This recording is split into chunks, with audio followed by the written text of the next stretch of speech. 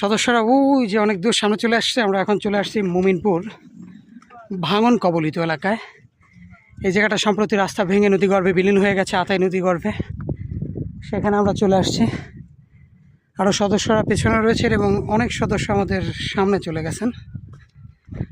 আমরা জাস্ট জুমার নামাজের আগে সবাই মিলে এই শীতল জলে নেমে পড়ব।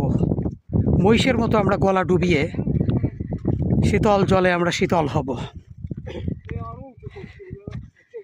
তারপর আমরা এখান থেকে দুপুরে খাওয়া দাওয়া করে আমরা সম্ভবত তখন হইতে হইতে কামারগাতি চলে যাবো আমরা।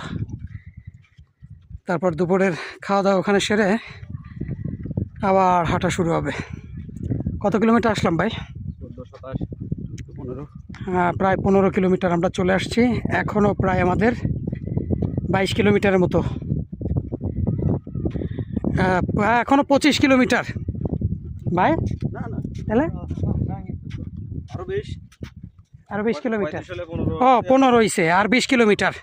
তো আমরা প্রায় অর্ধেক কাছাকাছি চলে আসছি। আর কামারগাতি গেলে আমরা অর্ধেকে পৌঁছাবো। আর দুপুরের খাবার বিরতি শেষে আর বাকি অর্ধেক আমাদের হাইকিং শেষ হবে বলে আশা করতেছি ইনশাআল্লাহ। অনেক সদস্যরা ওই যে সামনে চলে গেছে।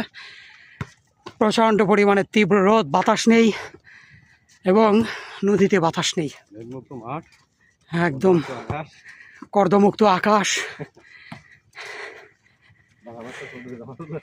হ্যাঁ, চমৎকার একটা পরিবেশ।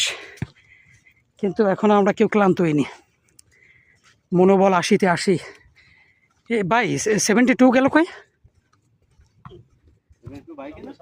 সামনে চলে গেছে?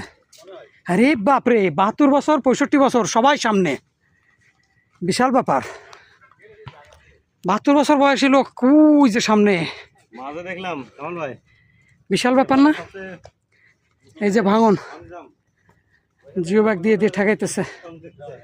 কতবার ঠেকাইলো, কতবার ভাঙ্গিল। ওই যে এখান থেকে ভাঙ্গিয়া রাস্তা কয়েক দফা নদীগর্ভে বিলীন হইয়া গিয়েছে।